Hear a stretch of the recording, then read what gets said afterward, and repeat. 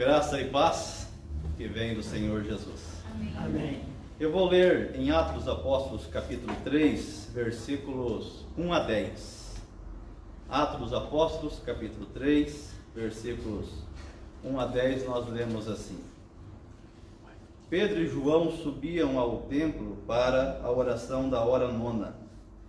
Era levado um homem, coxo de nascença, o qual punham diariamente à porta do templo chamada Formosa, para pedir esmola aos que entravam. Vendo ele a Pedro e João, que iam entrar no templo, implorava que lhe dessem uma esmola. Pedro, fitando juntamente com João, disse: Olha para nós. Ele os olhava atentamente, esperando receber alguma coisa. Pedro, porém, lhe disse: Não possuo nem prata nem ouro, mas o que tenho, isso te dou. Em nome de Jesus Cristo, o Nazareno, anda! E tomando-o pela mão direita, o levantou. Imediatamente, os seus pés e tornozelos se firmaram. Deu um salto, se pôs em pé, passou a andar e entrou com eles no templo, saltando e louvando a Deus. Viu todo o povo a andar e a louvar a Deus, e reconheceram ser ele o mesmo que esmolava, assentado à porta formosa do templo. E se encheram de admiração e assombro por isso que lhe acontecera. Pai, no nome do Senhor Jesus, a sua palavra é poderosa para restaurar a igreja do Senhor. A sua palavra é poderosa para operar milagres. Nós cremos na sua palavra. Nós cremos no Senhor da palavra. Aquele que é Deus e se encarnou no nosso meio. Ele é a palavra, Ele é a verdade. É no Senhor que nós cremos. E te pedimos, fala-nos pela sua palavra, em nome do Senhor Jesus. Meus irmãos, o tema dessa mensagem é uma pergunta: como você demonstra sua fé no Senhor Jesus? Eu quero trabalhar uma exposição de Atos dos Apóstolos, capítulos 3 e 4.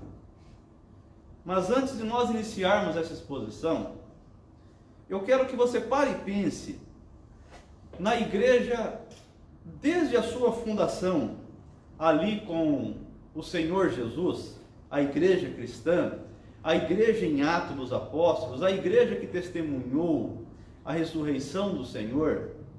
Desde ali até aos dias atuais, ela teve diversos momentos. Eu gostaria que nós tentássemos pensar ou voltar ao tempo em cada geração e fazer essa pergunta para cada geração. Se nós perguntássemos aos cristãos do tempo primitivo, aos cristãos de Atos dos Apóstolos, como você demonstra a sua fé no Senhor Jesus? Eles responderiam assim: Atos dos Apóstolos, capítulo 4, versículos 32 a 35. Atos 4, 32 a 35. Eles responderiam que eles demonstravam a fé no Senhor Jesus da seguinte maneira: da multidão dos que creram, era um o coração e a alma. Ninguém considerava exclusivamente sua nenhuma das coisas que possuía. Tudo, porém, lhes era comum. Com grande poder, os apóstolos davam testemunho da ressurreição do Senhor Jesus. E em todos eles havia abundante graça, pois nenhum necessitado havia entre eles.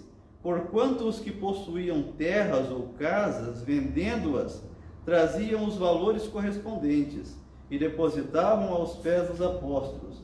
Então se distribuía a qualquer um à medida que alguém tinha necessidade. Se nós perguntássemos aos cristãos da igreja primitiva, como você demonstra a sua fé no Senhor Jesus? Eles cantariam a música que foi cantada na introdução desse culto: Quão grande é o meu Deus. E esse Deus se demonstraria grande através da vida e dos atos deles. Eles demonstravam que eles criam no Senhor Jesus, sendo testemunhas do Senhor Jesus.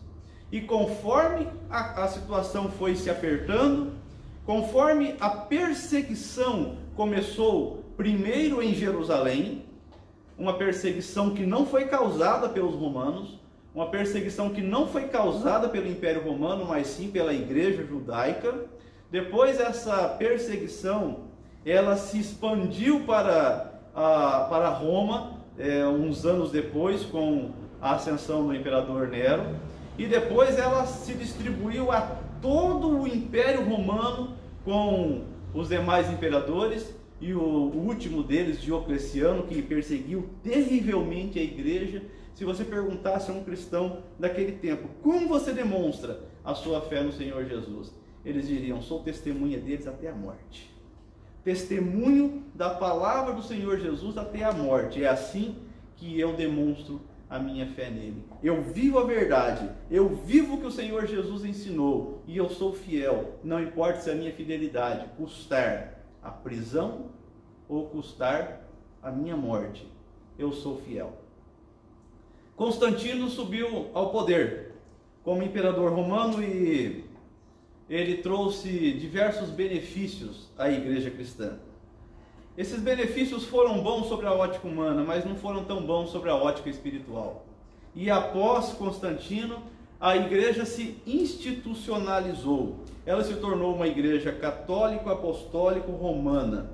Se você perguntasse a um fiel daquele tempo, como você demonstra a sua fé no Senhor Jesus? Ele diria, ora, eu obedeço ao Papa. O que o Papa manda fazer, eu faço.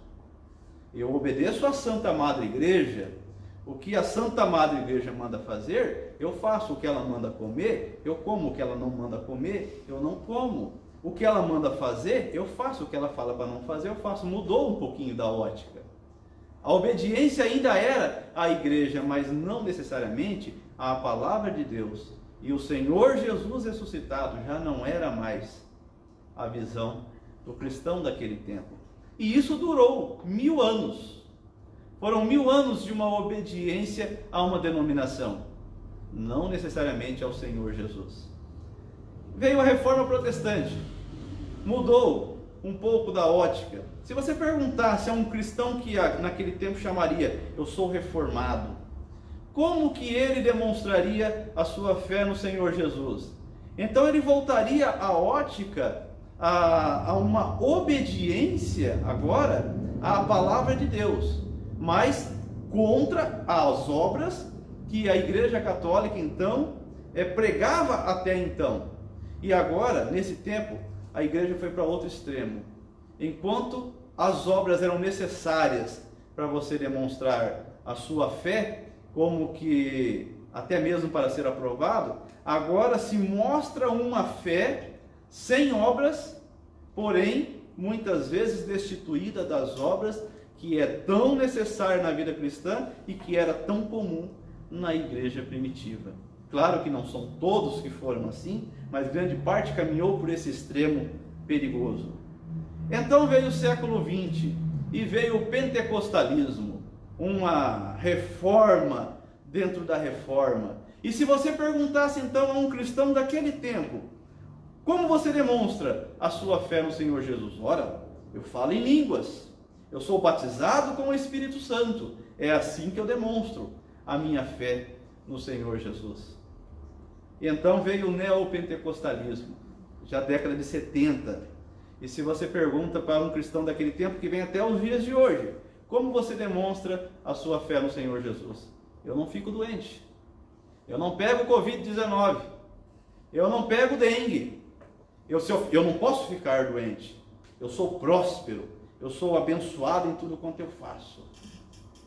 Bem, essa é uma exposição que não caracteriza todos os cristãos, e nem todos de cada movimento desse, mas ela nos faz um resumo e nos faz pensar como que a ótica da fé no Senhor Jesus mudou desde que a igreja foi inaugurada até os nossos tempos. Então, eu gostaria de pensar junto com você como que Pedro e João, assim como toda a igreja, demonstravam a sua fé no Senhor Jesus. Primeiro, eles eram testemunhas do Senhor Jesus. Isso é que nós temos que compreender. Eles eram testemunhas do Senhor Jesus. Se nós pegarmos aqui o capítulo 3 no versículo 15, o que nós vamos ler? Dessarte, matastes o autor da vida, a quem Deus ressuscitou dentre os mortos, do que nós somos testemunhas. O que está em questão aqui? Quando Pedro realiza aquele milagre no nome do Senhor Jesus e cura à vista de todos um homem que costumeiramente estava ali pedindo esmola cada vez que alguém via ao templo, as pessoas olharam para Pedro e ficaram atônitas, como se Pedro fosse um milagreiro. E Pedro disse: o que vocês estão olhando para mim? Eu não fiz nada. Quem fez foi o Senhor Jesus. A esse mesmo que vocês mataram, a esse mesmo que vocês crucificaram, a esse que vocês preferiram um ladrão no lugar dele, quando Pôncio Pilatos queria libertá-lo, vocês preferiram matá-lo. Só que Pedro estava se dirigindo aqui a uma multidão. Pedro estava se dirigindo aqui a quem cria e a quem não cria no Senhor Jesus. Ele estava aqui no templo, e ali ele estava pregando para pessoas que não criam no Senhor Jesus. E então ele aproveitou para dizer o quê? A esse Senhor que vocês mataram, Deus o ressuscitou. E nós somos testemunhas dele. Que implicação tinha na vida deles serem testemunhas do Senhor Jesus? Eles não podiam deixar de falar do que viram e ouviram, mesmo que fossem presos. Veja o capítulo 4, versículo 20. Capítulo 4, versículo 20. Nós vamos ficar nos capítulos 3 e 4 de Atos. Mantenha aberto sua Bíblia aí. Pois nós não podemos deixar de falar das coisas que vimos e ouvimos. Ser testemunha do Senhor Jesus implicava em não deixar de falar do que viu e do que ouviu. Agora, eu quero chegar no nosso tempo. Como que nós podemos ser testemunhas do Senhor Jesus ao ponto de não deixar de falar do que nós ouvimos e do que nós vimos? Bem, do que nós ouvimos ou nós lemos, é fácil nós meditarmos, porque cada vez que você abre os evangelhos, você ouve ao Senhor Jesus, assim como Pedro, assim como João ouviam ao Senhor Jesus. Então você pode se assemelhar a eles. Claro que eles tiveram o privilégio de ouvi-lo pessoalmente. Agora nós o ouvimos pela fé, acreditando que a Bíblia é a palavra dele, acreditando que os evangelhos são a veracidade do que ele falou.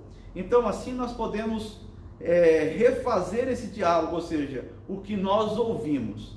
Agora a meditação é: como é que você pode dizer que você não pode deixar de falar do que você viu? Uma coisa é ouvir, outra coisa é ver.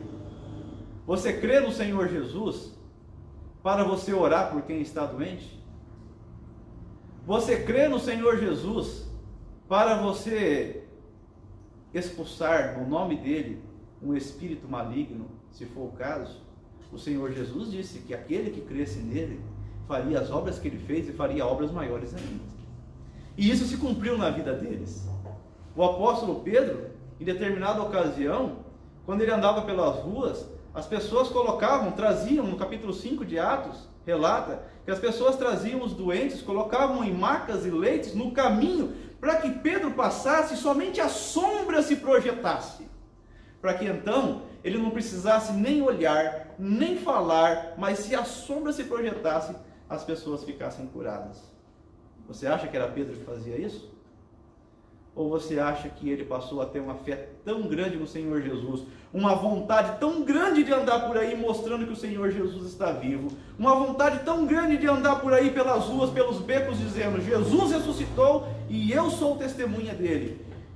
E será que Deus o honrou com tal virtude por causa disso? É isso que eu creio. O Senhor Jesus o honrou com tal virtude, realizando milagres. Quem realizava era ele, o Senhor, através da vida dele, de tal forma, porque essa era a vontade do apóstolo Pedro. Então a minha pergunta é: essa é a sua vontade? Essa é a minha vontade? Temos vontade de andar por aí sendo testemunhas do Senhor Jesus? Pare e pense, porque essa é uma pergunta muito séria. Outra implicação de ser testemunha do Senhor Jesus: qual era a mensagem deles como testemunha? A ressurreição. capítulo 4, versículos 1 a 2. Falavam eles ainda ao povo quando sobrevieram os sacerdotes, o capitão do templo e os saduceus, ressentidos por ensinarem eles o povo e anunciarem em Jesus a ressurreição dentre os mortos. Era essa a mensagem que eles tinham. Era essa a mensagem que acompanhava o trabalho deles. Jesus está vivo. Jesus ressuscitou. A igreja cristã criou o hábito de falar da ressurreição do Senhor Jesus na Páscoa. Quando chega a Páscoa, no domingo de Páscoa, a mensagem é de ressurreição. Mas aí passa a Páscoa. E enquanto não vem a próxima Páscoa, eu não sei o que aconteceu com a ressurreição. Que parece que não se fala mais da ressurreição. A ressurreição era o assunto deles, eles não tinham outro assunto. Mas parece que a igreja escolheu uma determinada data para falar da ressurreição do Senhor. Então eu preciso perguntar: você crê que o Senhor Jesus está vivo, poderoso nos céus e desejoso de operar milagres através da sua vida? Ele não quer fazer por vontade dele somente. Ele quer a sua igreja em movimento. Ele quer que a igreja dele se movimente. E enquanto a igreja dele se movimenta, sinais e prodígios vão acontecendo. Assim como era em Atos dos Apóstolos, assim o Senhor Jesus quer hoje. Não mudou nada. Não mudou uma vírgula. A vontade do Senhor não mudou nada. O que está faltando são Pedro e João e igreja primitiva. Então, o que o Senhor quer saber hoje é: Ele tem ainda pessoas dispostas a ser testemunhas dele? Pergunte isso para você. Essa pergunta precisa ser introspectiva. Você quer ser uma testemunha do Senhor Jesus? Segundo, como Pedro e João, bem como a igreja, demonstravam sua fé no Senhor Jesus? Como testemunhas, pregavam o arrependimento para o perdão dos pecados. Veja o capítulo 3, versículo 19. 3:19. Arrependei-vos, pois, e convertei-vos, para serem cancelados os vossos pecados. Bem, depois daquela cura do coxo, depois que todo mundo ficou achando que era Pedro quem fez, Pedro precisa olhar para eles e falar: por que vocês estão olhando para mim como se fosse eu que tivesse feito isso? Jesus, a quem vocês mataram, a quem vocês preferiram um ladrão no lugar dele, ele, o Pai, o ressuscitou e ele está vivo. Ele quis fazer isso, ele fez. E aí Pedro, então, ele faz aquilo que muitas vezes nós perdemos de vista. Nós tornamos muitas vezes o evangelho um evangelho muito social. E não é que o evangelho não seja social, mas o evangelho nunca será algo somente social. O evangelho sempre será antes do social espiritual. O evangelho será antes do social sempre, pelo menos tem que ser poder de Deus. O social são as obras, são aquilo que nós devemos fazer em um mundo necessitado. Tudo bem, isso é necessário. Mas antes da nossa ação, antes do nosso mover, antes da nossa vontade, antes do nosso fazer, Deus está operando, Jesus Cristo está vivo e poderoso e operando milagres no meio do seu povo. Então Pedro olha e diz: este mesmo Jesus, o Pai ressuscitou, e agora Ele está à direita de Deus. Então ainda é tempo. Se arrependam, abandone as suas transgressões, se arrependam para que sejam cancelados os vossos pecados. Meus irmãos, para Pedro, demonstrar a fé dele no Senhor Jesus era ser uma testemunha dele. E como testemunha dele, ele queria realizar, ele queria ver o Senhor Jesus passear, realizando milagres no meio do povo, mas o maior dos milagres ele nunca perdeu de vista, que é a salvação. O maior dos milagres ele nunca perdeu de vista, que é o perdão dos pecados. Não adianta Jesus curar uma pessoa que está doente, agora vai deixar de estar doente, e tal pessoa não se arrepender dos seus pecados. O perdão pode ser, aliás, o milagre pode ser enorme, pode até mesmo ser a ressurreição da pessoa que morreu, mas não adianta se ela não crer no Senhor Jesus, porque se ela ressuscitou, mas não crer no Senhor Jesus, ela vai morrer de novo e vai viver sem Ele. Então, o maior dos milagres é a conversão. O maior dos milagres é a pessoa receber o perdão dos pecados, porque todos nós, eu e você, ofendemos a Deus. Nós somos pecadores, e sem o perdão de Deus, nós vamos morar no inferno. Se Deus não tivesse enviado o seu Filho, jamais nós teríamos perdão. Nós poderíamos fazer o que nós quiséssemos fazer, mas nada seria suficiente para nos aproximar de Deus. A aproximação veio dos céus, ela não vem da terra. Deus enviou o seu Filho para que todo aquele que nele crê não pereça, mas tenha a vida eterna. É o Pai quem leva o pecador arrependido a Ele, não é o pecador que de repente do nada se arrepende e vai ao Pai. A salvação sempre vem de cima, a salvação nunca sai da terra. Então, ser testemunha do Senhor Jesus sem pregar sobre a necessidade de arrependimento, a necessidade da salvação, a necessidade do novo nascimento, isso não é ser uma testemunha do Senhor Jesus.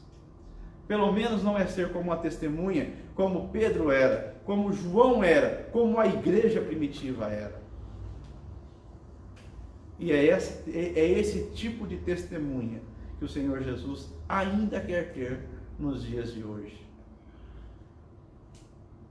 Nunca se esqueça de que aquela pessoa que passa pela sua vida, que não crê no Senhor Jesus, embora ela não saiba e até nem queira, ela precisa muito, mas muito, do seu anúncio, o anúncio da salvação. Porque quando você fala, o Espírito Santo opera e o milagre pode acontecer. Tudo bem que ele não aconteça com todos aqueles para quem você prega, mas não saia por aí escolhendo quem vai crer, quem não vai crer, porque essa não é a sua parte.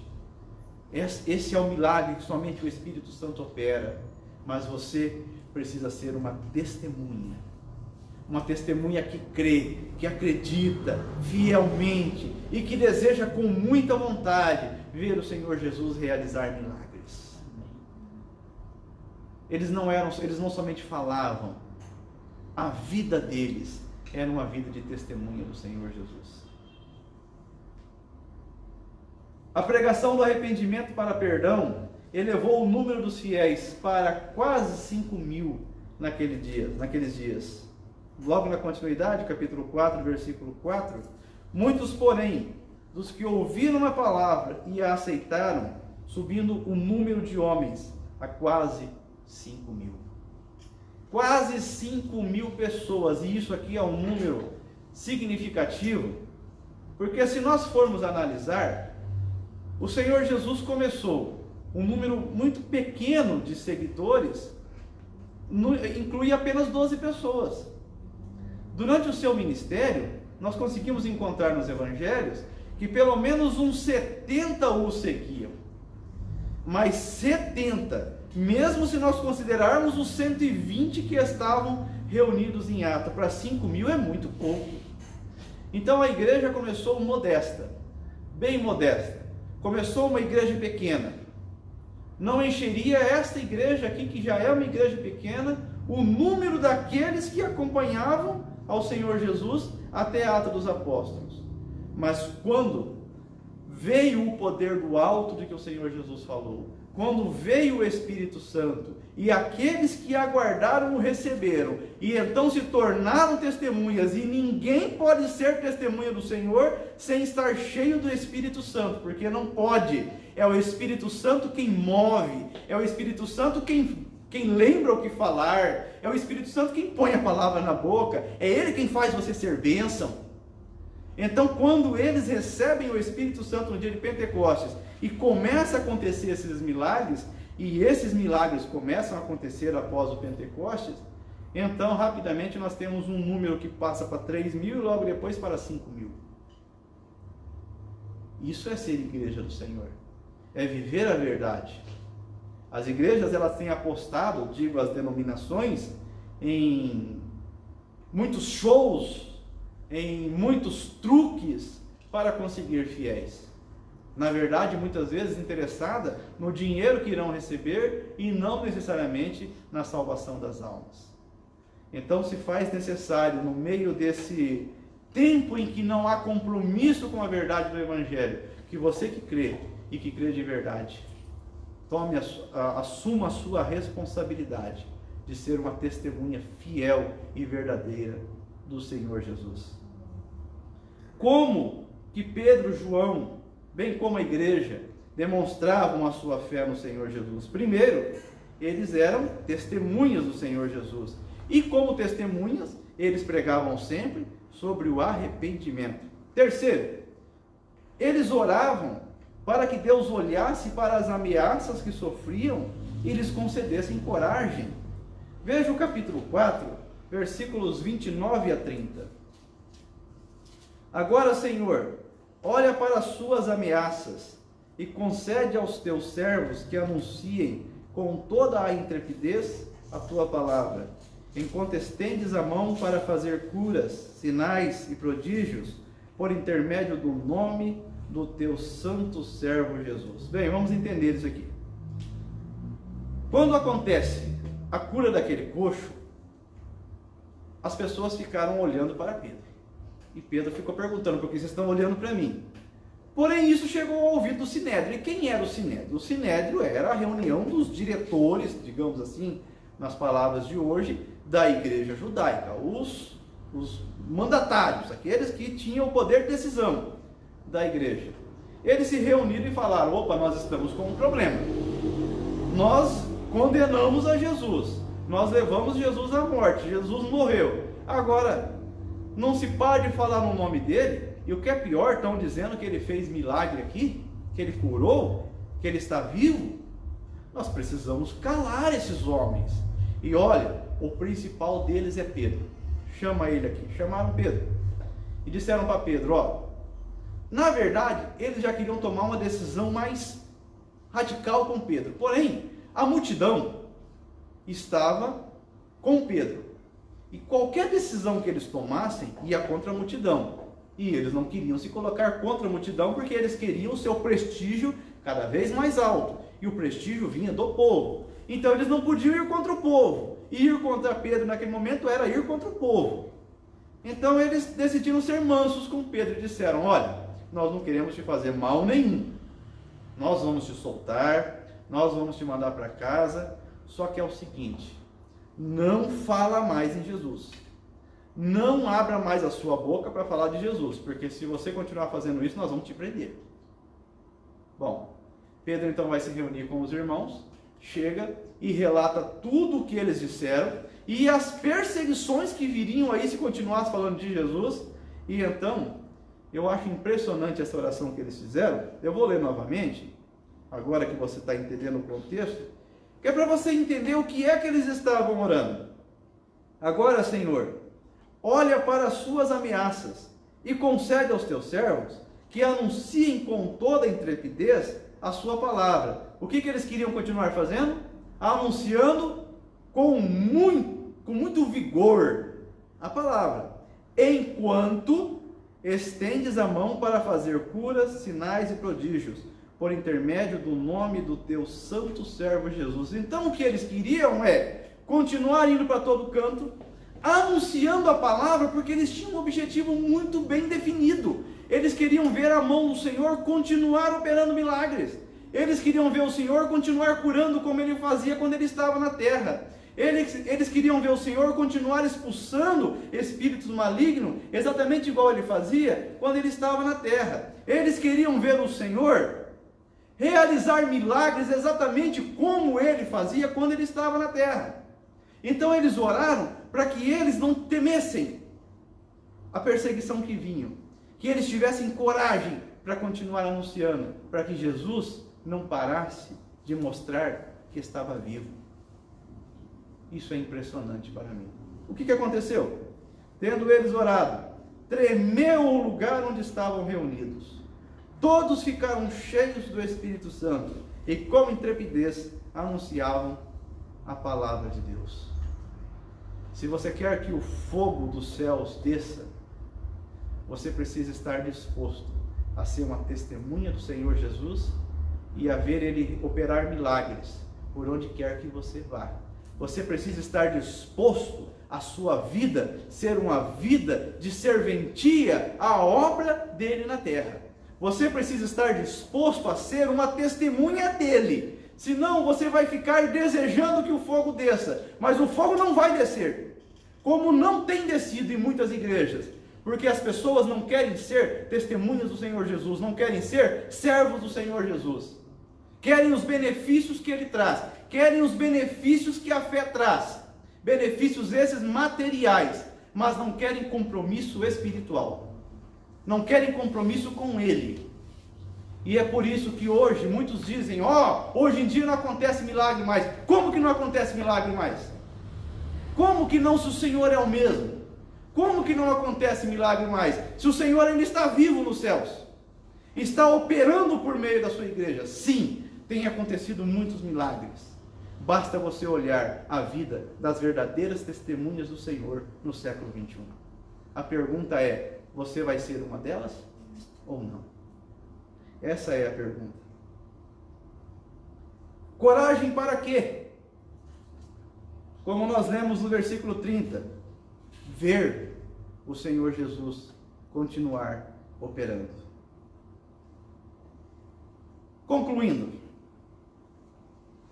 Pedro, João e a igreja queriam ser testemunhas da ressurreição do Senhor Jesus. Veja o capítulo 4, versículo 33. Com grande poder, os apóstolos davam testemunho da ressurreição do Senhor Jesus, e em todos eles havia abundante graça. Havia graça, porque com poder eles davam testemunhos da ressurreição do Senhor. Eles não podiam parar de falar do Senhor Jesus. Eles pregavam arrependimento para perdão dos pecados. Eles oravam para que Deus lhes desse coragem. E olha, meus irmãos, que depois desses dias, uns anos mais tarde, veio Nero. E aí, para ser cristão naquele tempo, precisava ter coragem mesmo.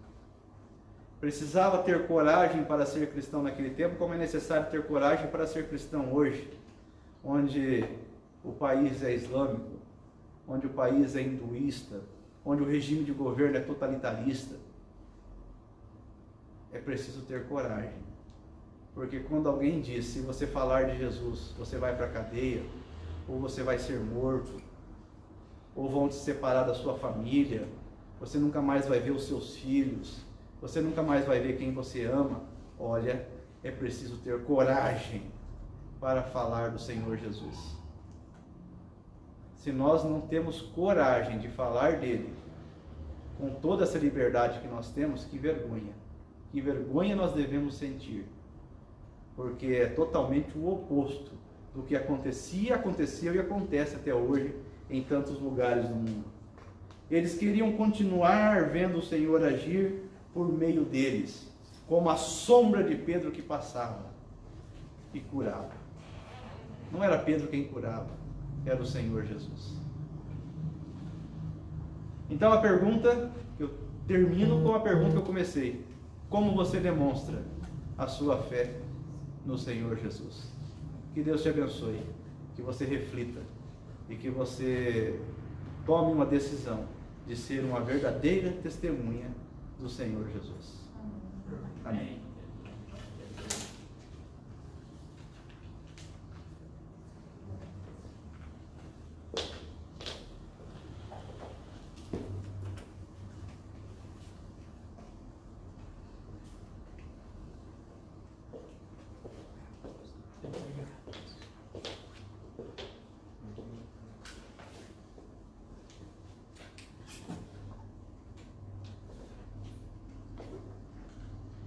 Boa noite, queridos irmãos.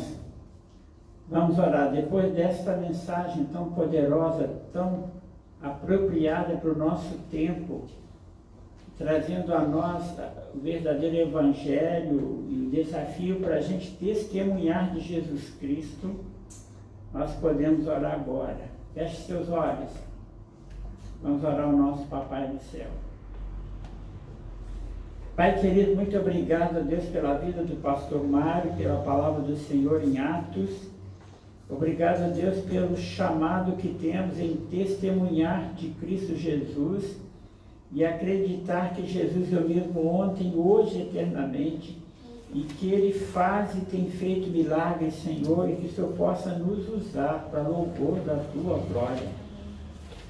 Deus querido, nós Te louvamos por esse tempo, Senhor. Clamamos, ó Deus, por Tua igreja, ó Deus, que está agora em seus lares, mas que é a mesma igreja do Senhor quando aqui se reúne para Te louvar, ó Deus. Ainda que vamos sentir falta da companhia, ó Deus, do grupo, Senhor, do abraço, mas nós temos visto a obra que o Senhor tem feito. E queremos Te adorar, ó Pai, por isso. Pai querido, nos leva sempre à Tua presença, Senhor, como Atos registra, ó Deus, aqueles primeiros discípulos que buscaram o Senhor, que possamos fazer o mesmo. Aqueles discípulos, ó Deus, que entendiam que a fé em Cristo Jesus precisava ser comunicada e que acreditavam no nome de Jesus para realizar grandes obras, Senhor. Deus, em nome de Jesus, que eu quero clamar por aqueles filhos Teus que agora estão sofrendo. Seja, Deus, por questões financeiras, seja por um problema de saúde, ó Pai. Deus, nós pedimos, ó Deus, a manifestação do Senhor para essas vidas e pelo nome de Jesus que sejam libertos, Senhor, dos problemas. Que haja paz nos lares também, que haja cura, Senhor, das enfermidades, que haja libertação de vidas, ó Deus, aprisionadas por um tipo de depressão, tristeza, angústia, dor, desespero. Deus querido, a presença de Cristo faz toda a diferença e que todos venham a crer, ó Pai. Deus, nós sabemos que esse Evangelho é de grande poder. Jesus veio trazer paz para nós. Veio trazer alívio para a nossa dor, já levou na cruz, ó Pai, todo o nosso sofrimento. A gente precisa crer, receber do Senhor, ó Deus, esta palavra, Deus. Pai Santo, dá-nos uma noite sob Teu cuidado e direção. Uma semana abençoadíssima pelo Senhor. Deus, que cada família cristã, ó Pai, reconheça a presença de Cristo a cada dia, Senhor. Ainda clamo, ó Deus, para que nos lares haja um tempo para, em torno da Tua palavra, ler a Tua palavra. Orar um pelos outros. Adorar ao Senhor. A Deus Te servir em cada lar, Senhor. Nós, ó Deus, clamamos ao Senhor para aqueles lares onde há discórdia, brigas. Pedimos, ó Deus, a Tua libertação, Senhor. Pedimos, ó Deus, para aqueles corações tão revoltados, irados às vezes, sejam libertos pelo sangue da cruz. Deus, traga redenção, traga libertação, Senhor, as famílias que precisam de Ti. Pai, olha para o Brasil nesse tempo. É um tempo da nossa história muito difícil, Senhor, e pedimos misericórdia do Senhor, ó Deus. Entendo, ó Deus, que tem a Tua mão, a Tua justiça sobre a terra, mas entendo também que a Tua palavra nos convida a clamar misericórdia do Senhor, ó Deus, para esse tempo. Dê sabedoria, ó Deus, para os nossos governantes em cada estado, Senhor. Deus, nós precisamos de Ti. E nós sabemos que resposta mesmo virá do Senhor, Deus. Ainda que pela instrumentalidade humana, Deus, mas tudo vem do Senhor.